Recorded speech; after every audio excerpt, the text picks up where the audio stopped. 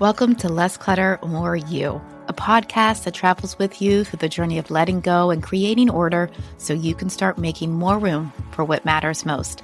Together, we'll go beyond the basket to start unlocking your next level of embracing your physical and mental space through mindset shifts and action steps.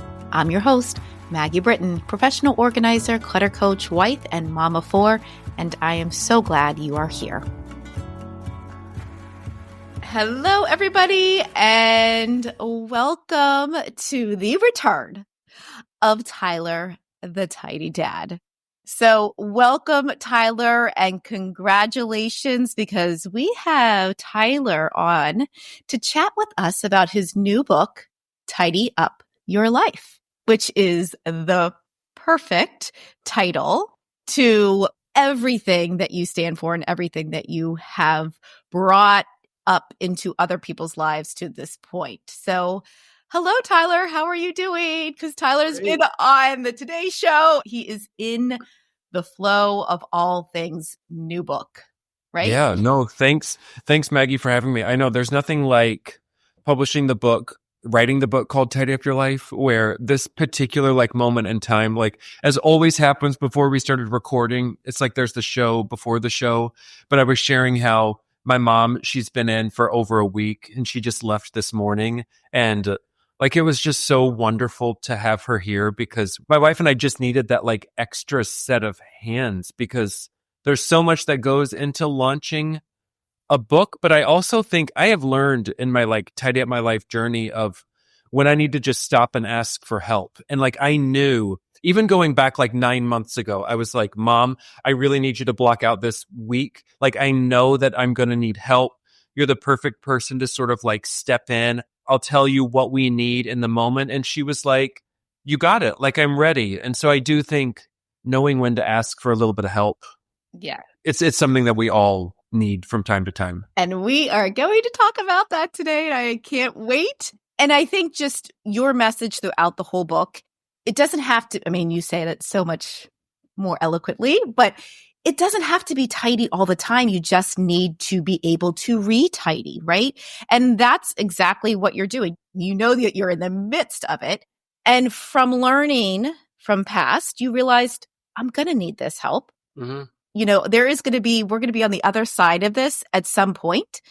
But in the midst of it, just being able to do a quick tidy is so valuable. So you've created that opportunity for your mom to come in and be able to just keep that going. So that is a perfect testament to this book. So there's a few things I want to talk about, but there's one chapter I really want to get to. But before we get to that chapter, I want to go and touch base on the great bedroom flip. Mm-hmm. And we talked about that a little bit when Tyler was on in the fall. So we will link to that episode. But I want you to know that the next time you do that, call me because I will be there and we will get it done. And that's actually how a lot of people do end up calling me because they try their own great bedroom flip. Yeah. And end up in the same predicament. And then we come in and help. So you just holler. Yeah, no, I appreciate that because, I get a lot of questions from people about where do you start? Or they're like, how do you know now to start small and make it manageable? And I'm like, because I tried to do the great bedroom flip in 1 hour, which was switch, bedrooms with my daughters. And the result was just absolute chaos. And I think that from the average person, you can't do this whole, let me just unload every piece of furniture in every closet at the exact same time. And that, that doesn't really work, even when you are so incredibly motivated, not to mention if you then have children who come home and then run through all of your stuff. So but I definitely appreciate that, even though sometimes I do feel motivated that I'm like, what if we, I have to check myself and I have to stop and remember that it can lead to a whole implosion. Right. But I bet if you did that now, it would be a totally different outcome because it would be so much easier to flip a space and transition a space when there is less in it and you know what you own. I think so. And I think there's a metaphor there for life that, it's not that, as you mentioned, like the goal isn't always tidied, but it's easily tidied. Like messes happen. Messes come up in our lives, whether it's physical, it could be mental or emotional. But I do find that we're never back at the depths of like that first huge mess that we tried to confront and take on. And even like knowing with my mom that I needed to ask for my mom's help. Like there were seasons when I was writing the book where my wife and I were trying to do it all and be it all for everyone. And when I say everyone, I'm talking about the 3 little children that we like are caring for. And I remember my wife and I, we got to go to we had a babysitter, and she came up and I was like, we have like a little bit of, it was a breakfast event. And I was like, we have a little bit of oatmeal that you can make for the girls. And I think that there's like a scoop of peanut butter left. Like they love it. They'll be fine. And then we went to this like really fun event at Macy's, the huge department store on 34th Street. And they were having this flower show, and they had these like beautiful like drinks and spreads and these like sausage and egg croissant sandwiches. And we went back home and the girls were like, so what'd you do? And we were like, we got to eat the most amazing sandwiches. And our girls were like, are you kidding me? And you left us with oatmeal with the babysitter and you didn't even take us? And so it is funny to think back on those moments that we have learned like when to ask for help. And that it is okay for you to have the other things, for sure. Exactly. Exactly. So on that note of, not being everything to everybody, I want to dive into my favorite chapter of the whole book is chapter 5. So if you haven't read Tyler's book yet, it is divided into 2 sections. Tidy up your mind, tidy up your life. And anybody who's ever had a session with me, listened to my podcast, lives in my house, they have heard me so many times say, you have to clear your mind in order to successfully clear your space. So chapter 5 really dives into that, and that's part of the tidy up your mind part of the book. And the title of that chapter is Stop Doing All the Work. And it sounds so easy to say, but I was thrilled reading this chapter because I believe firmly that you do need to ask for help. You do need to share the responsibilities. And a lot of people get caught up in this, and it creates so much of the mental clutter. Mm-hmm. So walk me through a little bit without giving all of chapter 5 away to your future readers. Yeah. What was that tipping point where you realized that you do need to share these responsibilities? So the chapter, I intentionally titled it Stop Doing All the Work to be a little bit cheeky, because it's like, oh, great, let me read through this table of contents. And here's this guy who's telling me that I just need to stop doing all the work. But, it is a lesson that both my wife and I have had to learn that, there's work outside of the home. There's then all the work that happens inside of the home.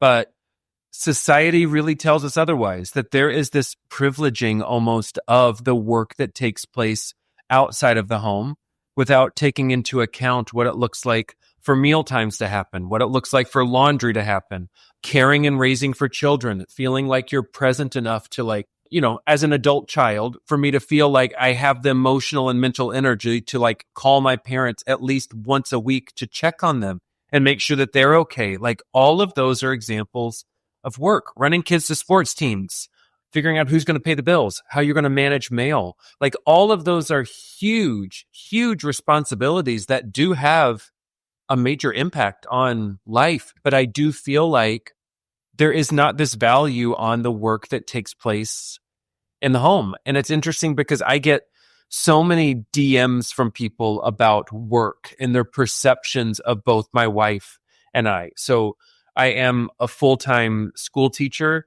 I'm responsible for getting our girls to and from school every day, largely because they're at the same school as me, which in a beautiful way has eliminated a huge amount of work, which is shuffling kids to different schools. For this season of life, it is like just what we've needed. In terms of work, I also deeply clean one area of our house each weekday. My wife and I share responsibilities for like cooking meals in the evening. There are certain things that I show on Instagram, but there's also a lot of work that I don't show. And so this chapter was inspired because people were saying to me, I think that you're doing too much around the house. Really? Why isn't your wife I mean, yes. doing more? You're working full time outside of the house. You're a teacher all day long with all those kids. Why are you doing this? And it was interesting because it was largely women who were asking the questions about my wife. And first of all, I responded back and said, like, this isn't a 24-hour live stream of our lives. Right. And two, we have 3 children. There is our household. My wife helps me to manage the, tidy dad work. We have a short-term rental that we run. Our cottage during the school year is, we rent it out. So my wife is coordinating with, the person who goes and cleans it, making sure that the reviews are up to date. I've learned that I don't even need to justify, because someone asking that question of me or of my wife is oftentimes, there's something else that has sort of happened in their experience, or oftentimes they're in a place where they're feeling personally overwhelmed, or they don't have people who are helping them, or they feel like the burden of responsibilities is on their shoulders. And so that's where this chapter came from, because I was like, how can I begin to unpack what it looks like, not just in our home, but also how do I share work responsibilities with people at my school? How do I share responsibilities with our children? Because there's so much work that goes into a home and life, and one person can't do it all. Definitely not. And I love to hear you encourage this in your book, because, and you talk about it at the beginning of the book, you have to start understanding how this came to be, where you are right now, the point you are ready to change. What has brought you to that point of life? And a lot of times it's these unspoken expectations that are cluttering up our own thoughts of what we should and shouldn't be doing.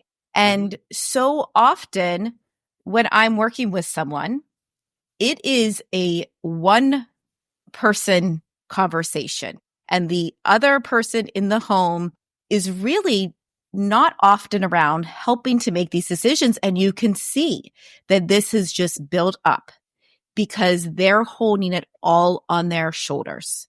They're the ones that are making these endless decisions about the things in their lives, in their homes, in their calendars, and it's falling all on one person and they break. Mm-hmm.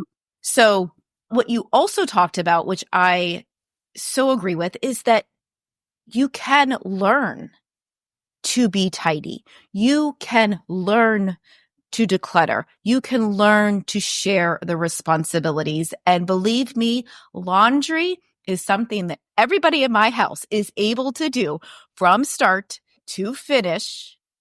Am I able to help them sometimes? Absolutely. Are we going across the street to the laundromat like you are? No.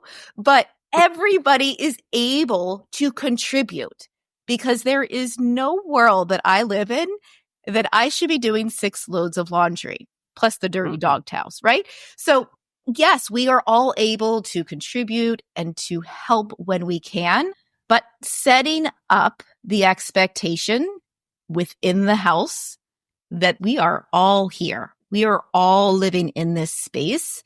I cannot encourage anyone who's listening right now that feels like all the responsibility falls on them to, maybe you don't have to start at chapter 5, but make sure you read chapter 5. And make sure, because Tyler also includes questions of how you can start to figure out that conversation of what is it that I like to do, right? Working with your strengths within your own home, within your responsibilities that allow some kind of coordination and a little bit of give when it comes to doing all the work. Yeah. And, because we have conversations like this in our workplaces all the time. Like when you have a meeting with your supervisor, or you have that like end of year sort of evaluation, that there's always this reflection step where it's like, What have you enjoyed about work from the past year or the past quarter? What are the things that feel a bit more challenging? What's your like stretch goal? How can I support you? How can I sort of encourage you? What skills do you still need to learn? But it's funny because we don't ask the same questions of people who we live with. And it's like people know how to have these conversations outside of the home, but it's time to start having these conversations within the home because it can help to lead to some of those feelings that you mentioned of like it not falling all on one person because resentments can build up. 100%. It can become super frustrated when somebody is always asking one person, where is my X, Y, or Z? Like there's something off with that organizational system. And I do think that there's a lot of work to be done in this area, but I do try to provide an entry point. And it's like, it's as simple as, you can share responsibilities with people that you live with. You can eliminate responsibilities or you can like outsource responsibilities. Absolutely. Especially when it comes to outsourcing, like they don't have to be super expensive sort of strategies. Like my outsourcing one that I share is my like Greg app, which is my little app that tells me when to water my plants. Love that. It's like a $20 a year app. And I put, all my plants in my phone, but it tells me what to do when. Because in the flow of the week, like I love my house plants, but like I cannot store that mental load of trying to remember when I last, watered something. And I feel like the plants are almost like a metaphor. Like you don't wait to water the plant until it's completely wilted and dying. Like you water it when the soil is starting to feel a bit dry, but you also have to give it that like just right amount of water. And the same is true for so many other things. Yeah. One small, and it, like you were saying, you don't have to go out and get a full-time housekeeper. This can be as small as an app. Like maybe last year, 2 years ago, I added the carpool app to my phone.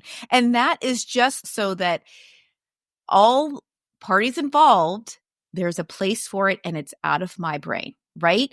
We have a family shared calendar so that I'm not always the person that has to remind who has practice, check the calendar, right? Adding my children to team groups because they are capable. Our children are so much more capable than we even give them a chance to show. And I think that if your child is able to navigate an iPad or a computer, that is just a sign how capable they are at sharing responsibilities and learning how to do things that just maybe doesn't come naturally, but you can teach them. You can scaffold, right? Like the scaffolding part of doing a little bit at a time, maybe at first, as you give an example in the book, it's the I do, we do, you do, right? So maybe those things at first you're doing together.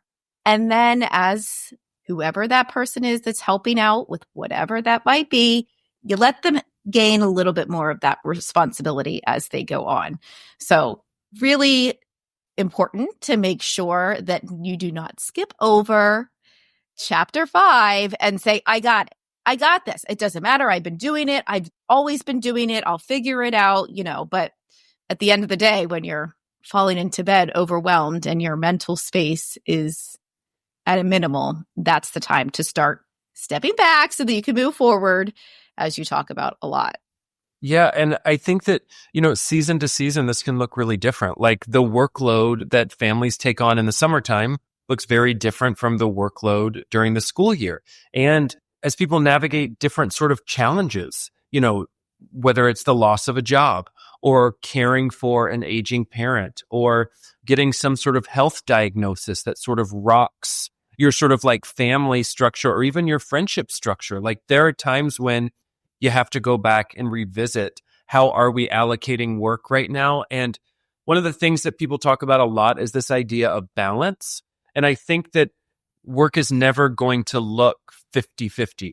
Like if you're thinking about sharing it within a relationship, like there are seasons where work just looks and feels different. And I think it's giving yourself the permission to say that is okay. I think as long as you're talking to the people that you're sharing responsibilities with, that you're sharing space with. I think that's what's really important. But you can come back to this idea again and again as things change. Absolutely. And talking about it, having conversations, right, around this entire topic of decluttering, organizing, tidying, instead of just going through the motions and sticking with what just always has been and those unspoken expectations. Having those conversations is just going to help you move forward and get started. Like you were saying, there's so many people that are stuck. They're stuck at the beginning. How do I start?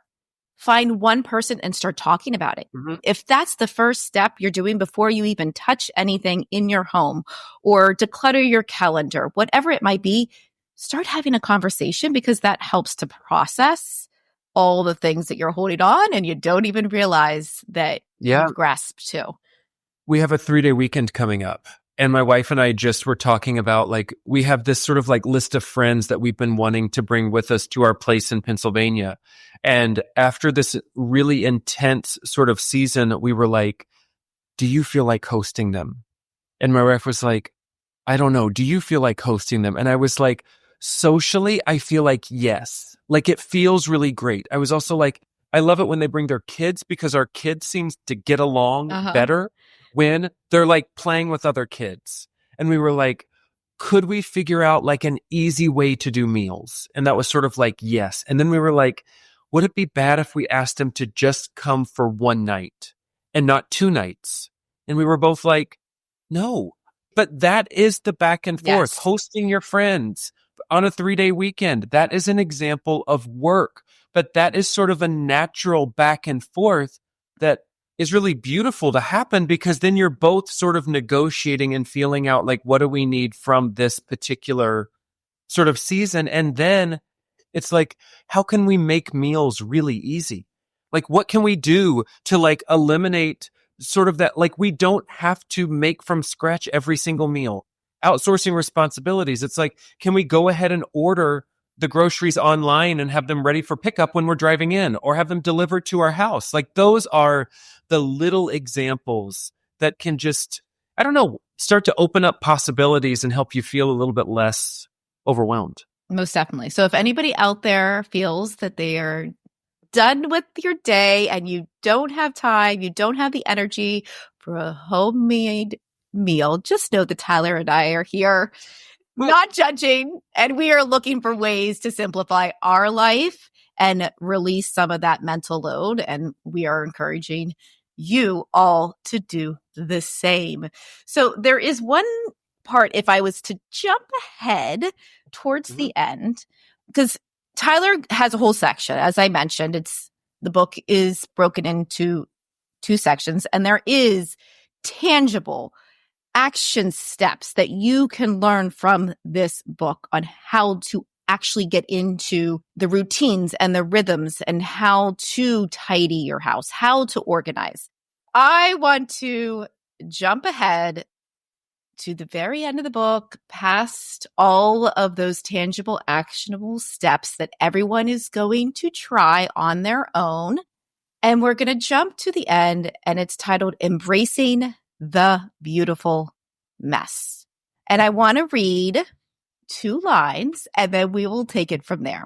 So after you're done reading, you'll understand where Tyler talks about building blocks, because it seems the blocks are just showing up in your life in every possible different form, right? So perhaps instead of trying to build a taller tower and stacking more and more pieces on top of one another until it collapses, you'll find that life is more like a game of Jenga, with a stable foundation where small blocks can be removed, rearranged, and reinserted in different spots, places where they fit even better, and that growth comes gradually. If I was to sum up your whole book, it would be in that small section. And it almost makes me want to cry. After reading the whole book, I was really, chills came to me as I was reading that. And 2 parts of it. One, we are so trained by all of these outside forces, whether it's commercials, parents, great grandparents, whatever it might be, that we have picked up to think that more is better. And more tends to make the blocks crumble.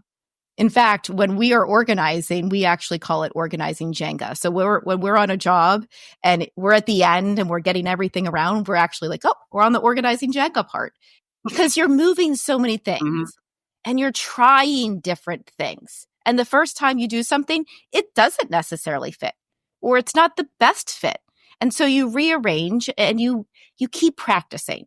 And so when you say the growth comes gradually, that's the second part of this conversation with you that I want everyone to understand. If you go back and you're going to try to bring and share these responsibilities with other people in your life, it's not going to happen overnight. Don't expect you to go, have this conversation at dinner and everyone's going to be on board, and that one responsibility you decided on today is going to be the same thing as next year. It might not come easy at first, but gradually, as Tyler talks about in his book, is the key piece to remember. So, Tyler, if you could sum up how that gradual lessons of everything that you have taken from your own life into this book, how would you describe that process, that slow growth? Yeah. And it's powerful to hear you read it back. And I'm so glad that that section resonated with you. And, the epilogue was a really hard chapter to write. So I wrote a different epilogue and I sent it to my editor, and she did her job. She edited it, but I was like, this is not right. Like, I understand your edits, but like, this is not the chapter. And so I went to bed. I had one day until the final deadline. And she was like, that's fine. You get one more pass at the epilogue. And so I went to bed and I was praying for an epilogue. And then about 2:30 in the morning, I woke up and I was like, those blocks, that's it. I was like, that is it.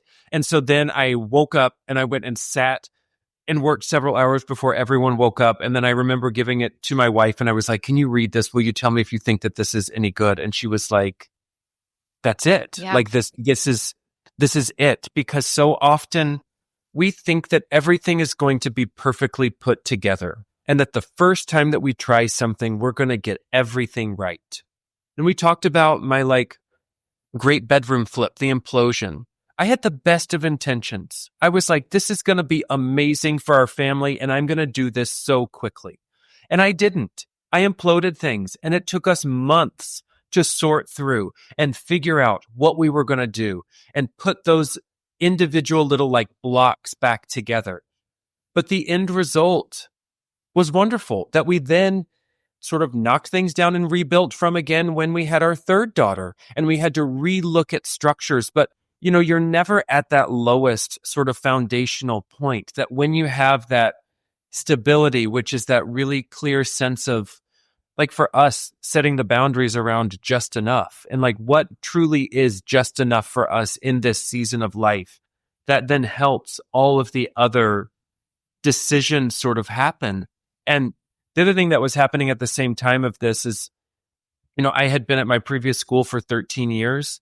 As I was writing this epilogue and ending these final drafts, my school said, you can't have your 4-day-a-week school schedule again. And I said, can you tell me more about that? I wanted it for one more year. And they said, well, are you going to need this for the next 15 years? Basically, are you going to keep asking for this over and over and over again? Oh, wow. And I was like, no, I'm just asking for one more year. And so that idea of growth coming gradually, I made the decision to leave that school, to start at a brand new school that was 5 blocks from our apartment. It meant that my older 2 daughters transferred schools to come with me. This past fall, I was a brand new to that school. I've been teaching for 17 years, but when you're in a new place, everybody thinks it's your first year. I had to make new friends, learn all of the policies, learn all of the unwritten rules about how it was not easy at all. Yeah. And now we're talking in January, and it has taken from September to now, even to feel a little bit settled. And it reminds me of the epilogue in the cover of the book where there's this little blue block. And there's this fear of like, what happens if I move that one block and I disturb this delicate balance that is my life? For me, my old school was that little blue block. And I was so afraid of what was going to happen. And, has the fall been a little bit messy? Would I recommend trying to market and publish a book at the same time? That I wouldn't necessarily recommend like doing it at the same time that you start over, in a new workplace. But at the same time, I'm in the thick of it still, along with all of these readers. Like, life is not perfectly put together. At this point, we probably all watched the Martha Stewart documentary where she tried to have the perfectly put together life. And where did that lead her? And now she's able to reflect back. And so I'm just really trying to take the pressure off of myself and of readers to feel like they have to have it perfectly put together, because life is not this linear game of blocks where you're just building the tallest tower. At some point, something crashes and falls down, and it's giving people permission to know that that's okay. And there can be a beauty that comes from the mess. Absolutely. Absolutely. And on that note, for the readers, when you're done reading this book, hold on to it. Listen, I am all for donating and decluttering, but this is not the one that you want to let go of. I encourage you to hold on to this book so that you can use it as a reference, as a point to jump back in and to pull from what you need when you need it. Because at different points of your life, there's going to be something else that's going to resonate within this book. And then next year, it might be something that you're going to go back and say, I'm going to focus on this part of the book. And so keep the book, use the book, reread it, jump around if you have to. I don't need you to read it front to start. I'm sure Tyler would appreciate that.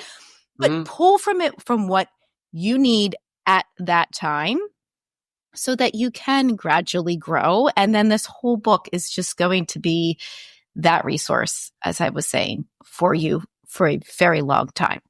And then when you feel that you have gained that strength and you feel that life has gotten easier to reset to tidy, then maybe gift it to someone else that you see is struggling and feels stuck.